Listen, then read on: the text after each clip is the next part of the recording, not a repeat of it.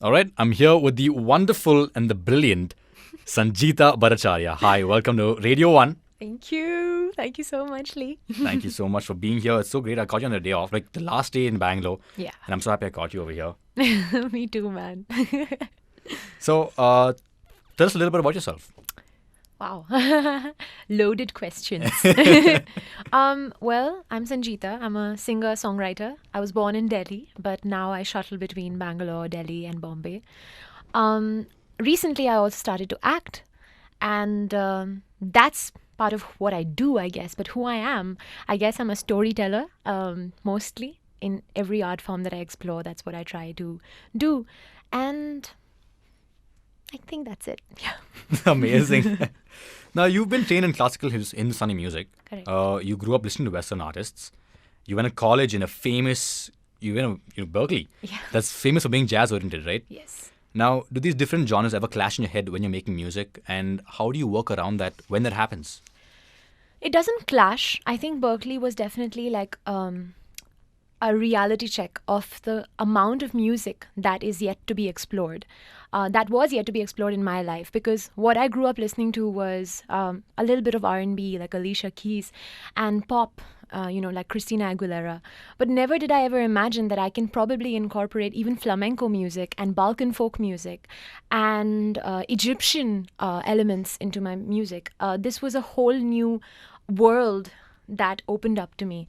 And they don't clash, they kind of mingle with each other in my head, and including Hindustani classical. What I found was that, say, a music like flamenco is very, very integrated with Hindustani classical. The inflections, the way they sing, is very integrated with this, and that's only because folk music of India, like Rajasthani folk music, apparently the Rajasthani gypsies traveled all the way to Europe, and just the language changed, but the music kind of remained the same. So I feel like folk music binds us together as a human race, and that's why I feel like kind of at home no matter where I go, and that's why I try to incorporate all these elements into my music. They don't clash, like I said, they mingle. That's beautiful. That's beautiful. Now, recently we had World Music Day. Yeah. What did you do for music? What did you do? Did you do anything special for World Music Day? Every day is music day.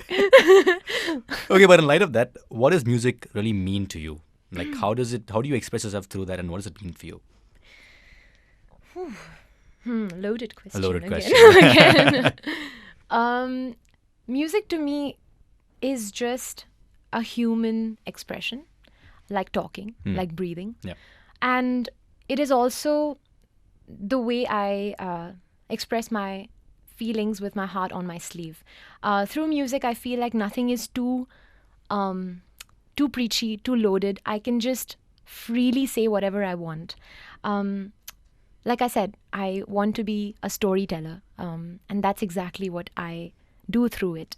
And music doesn't necessarily have to have lyrics to do that. As cliche as it sounds, music doesn't have a language. And a prime example of that, personally, I'll tell you a story. I have a song called Pensarte, which I wrote in Spanish. No matter where I play it in India, people always come up to me after the gig saying, that song, what was it about? It made me cry. I'm like, wow, that is so interesting to me, because you probably don't know what it means per se, but you felt it. Yeah. And that's all I needed to hear, So It's an emotion. At It's the end an of the day. emotion. Yeah. yeah. And the best kind of music always invokes those emotions Yeah, without anything being said at all. exactly. Amazing. Now, what is your songwriting process? How do you go through that? What is it? How does it start? Where does it end? I think it starts with a very deep emotion, something that I feel strongly about, something that needs to kind of come out from my heart onto a piece of paper. When I feel really strongly about something, that's when I write. And I don't push myself to write often. I don't know if that's a good thing or not, because because I think you should write often. Consistency and all of that. But still, consistency, is that the word? Persistence? No. Dedication? Never mind.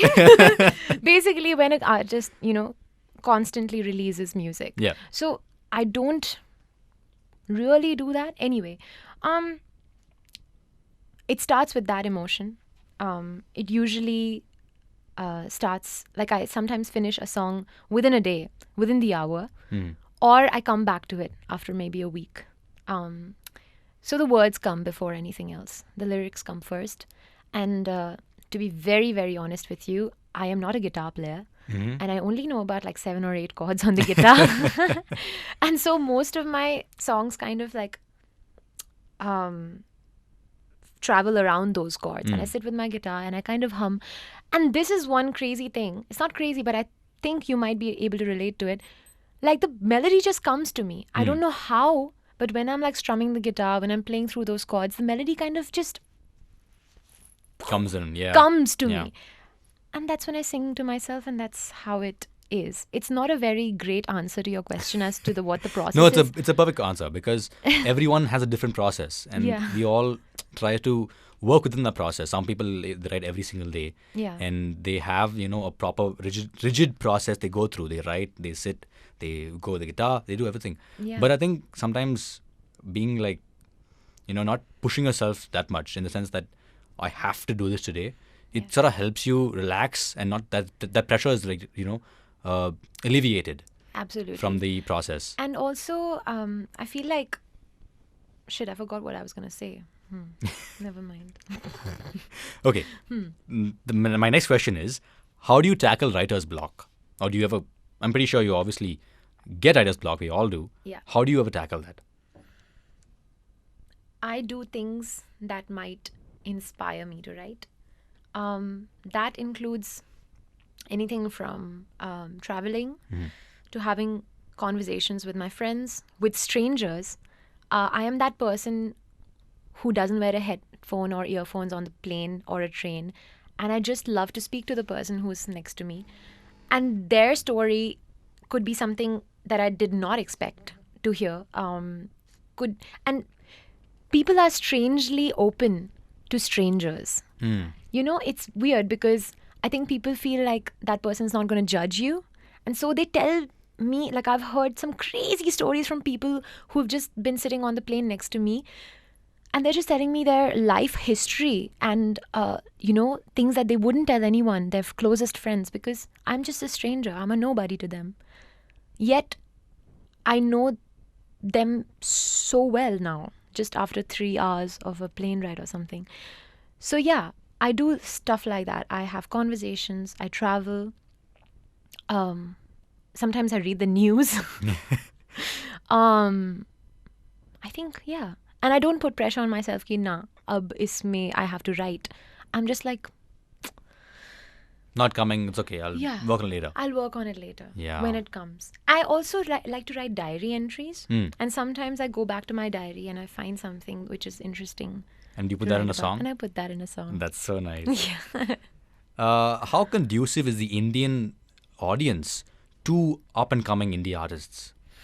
I think it really depends on your language, the language that you're writing in. I think it has a huge role to play. A lot of my friends who I know personally, who are incredible musicians, but unfortunately only write in English, find it very hard to find audience in a mass scenario because not many people understand or relate to the language. We are in a country that officially speaks English, but not everybody does. To reach the masses, to trickle down to them, you need to be able to write in like a local language or Hindi, Yeah. So that. But I feel like the fact that Bollywood these days and a lot of OTT platforms like films and web shows are actually incorporating indie music is a huge step because that is the content that is being consumed by the masses on the daily. And that is one huge way, like a breakthrough for independent music to kind of be heard by a lot more, like a bigger audience, a larger audience. Yeah. So I think that's already like a step towards a good direction. I hope that it continues and like more so. Yeah. And of course, when it comes to English music, there is a niche audience for that as well. I personally, like I said, don't think that there is any language to music or should be. So as long as people feel as long as even 2 people come up to me and say that I felt that, I think that's enough for me. I know that sounds cliche, but it's true. So, coming to that point, when did you first realize that you started bringing in the audience and you noticed that people actually listen to your music like a lot? When was the first time you realized that? I think when I played for in 2019, actually, I did a tour, which was around 8 or 9 cities across the country, and it was just me and my guitar, and it was just 2 small intimate groups of people in every city. It was a tour of intimate gigs, and after every gig, I felt like this moved people. Like what I just did moved people, and vice versa, because that energy I felt as well. And then 2 years later, now the tour that I just did, it was called the Ud Chale tour. Lovely song, by the way. Thank you. Love the song. Thank you so much. Thanks, man. So post that, I felt like a lot of those people came back. A lot more people showed up. I feel like, isn't that amazing that, people want to sing along to my songs? They're crying and sitting in the audience. They come up to me and hold me like they really felt it. It is so heartwarming. Yeah. It makes me cry. It is such an emotional moment. And I feel like this is why I write. This is why I'm creating what I am. And yeah. Between a really large audience or a small audience, what would you choose?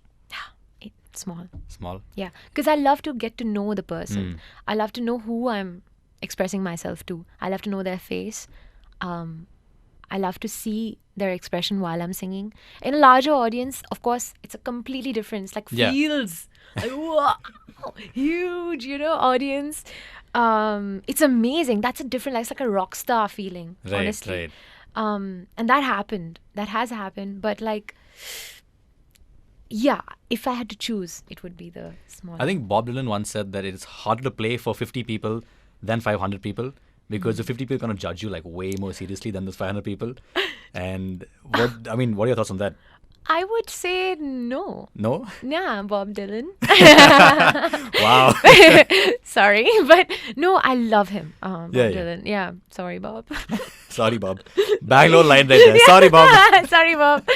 But I feel like when I'm in a room where I'm going to play for people, I feel like everybody's rooting for me. Yeah. Instead of judging me, I feel like everybody's rooting for you to give the best little performance of your life, And I feel like nobody's judging and everybody is a friend of mine.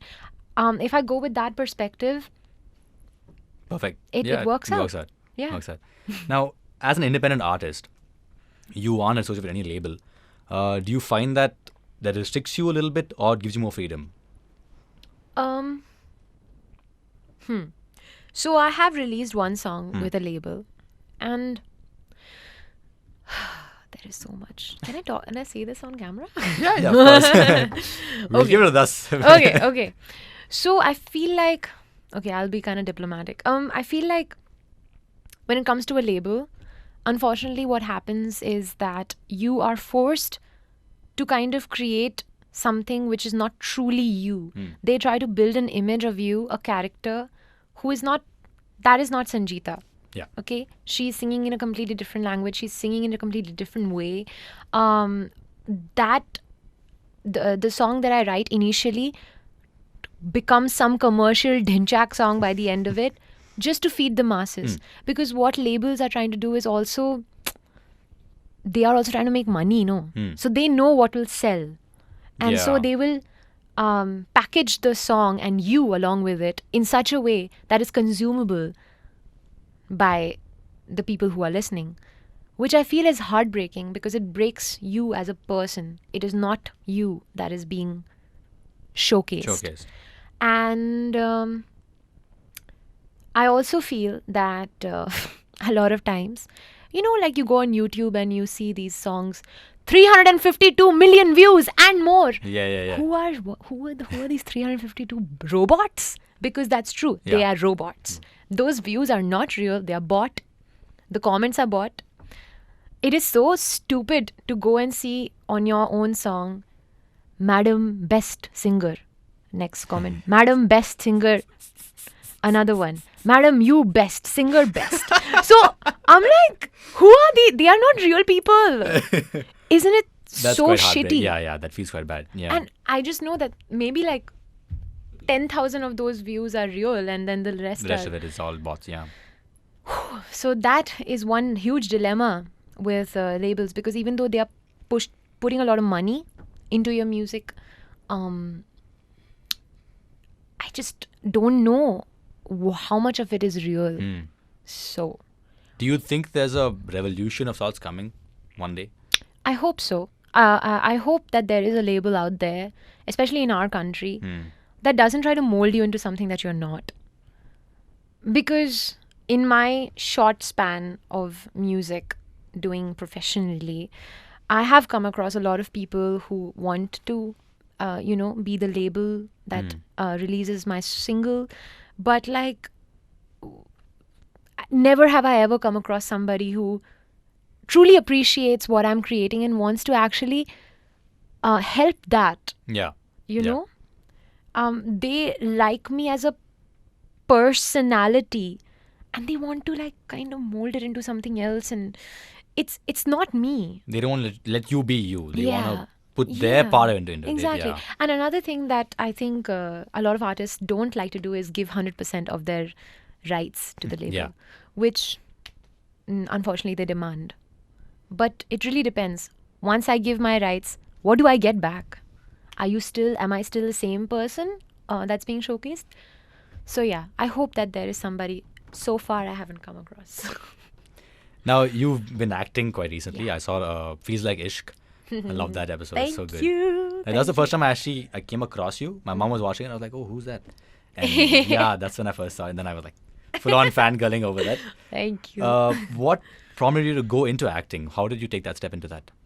It was so random. It was so goddamn random. It was like, so it was the middle of the pandemic, 2020 October. I get a random WhatsApp message saying, hi, we are casting for this ad. Would you like to audition? I was like, why not? I auditioned. It went through. Once that went through and it released, another ad came in. And subsequently 3 more. And then December, so this was happening October, it started. December, I got the Netflix wala thing. And I was like, holy shit, what? Okay, I'm definitely going to audition. And that also went through. And once that went through, I was like, man, I think I'm really enjoying this, you know? And me, I have not like been trained in acting or anything. Not saying that's a thing to flex, but that's just the truth. I have not been trained.